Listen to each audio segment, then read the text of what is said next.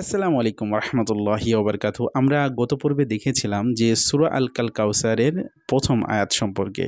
আজকে এই পর্বে আমি দেখব যে সূরা আল কাউসারের দ্বিতীয় আয়াতটি, ফাসল্লি লি রব্বিকা ওয়ানহার। ফাসল্লি, ফা ফা এটা হারকাত, সল্লি তাজদিদের সঙ্গে সোয়াদ লাম জবর সল, লাম জের লি, ফাসল্লি। আর লাম জের লি এটা হচ্ছে হারকাত, রব্বিকা। রব্বিকা এটা সাধারণত তাজদিদের কায়দা আছে, রব্বিকা রব্বিকা, কাব জবর কা এটা হচ্ছে হারকাত, এবং তারপরে যেটা আছে সেটা হচ্ছে ওয়ান হার, ওয়া নুন জবর ওয়ান, আর কি আছে হার জবর হার, ওয়ান হার। তো এইভাবেই মূলত আমাদেরকে এটা পড়তে হবে। এটা হচ্ছে একদম সহজ কায়দা আছে। তারপরে আয়াতটি আমরা দেখে নিই, সেটা হচ্ছে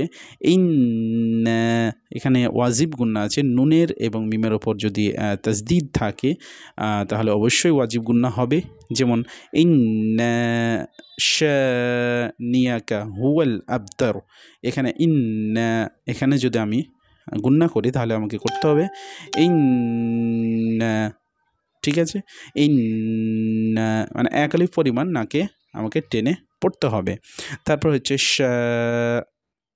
তারপর আলিফ মাদ্দা আছে, শিন আলিফ জবর শা, ওকে, এক আলিফ পরিমাণ টানতে হবে। নুন জের নি, হামজা জবর আ, কাব জবর কা, সানিয়া কা মানে হারকাত, নুন জের নি এটা হচ্ছে হারকাত, হামজা জবর আ এটা হচ্ছে হারকাত, কাব জবর কা এটা হচ্ছে হারকাত। অনেকে সানিয়াকা পড়ে, নিয়াকা মানে হচ্ছে কায়ের আগে ইয়ার উচ্চারণ নিয়ে আসা, এটা একদম ভুল, মানে নিয়াকা পড়া চলবে না। আমাদেরকে অবশ্যই নিয়াকা, নি আকা এটা পড়তে হবে। এবং হুয়াল মানে হচ্ছে হুয়াল, এর অর্থ হচ্ছে হুয়া মানে তিনি, তারপর আবতার এটা একটা অর্থ আছে। তো এই অর্থ নিয়ে ইনশাল্লাহ একটি ভিডিও আপনাদের সামনে নিয়ে আসব, তখন সেই ভিডিওটি দেখবেন।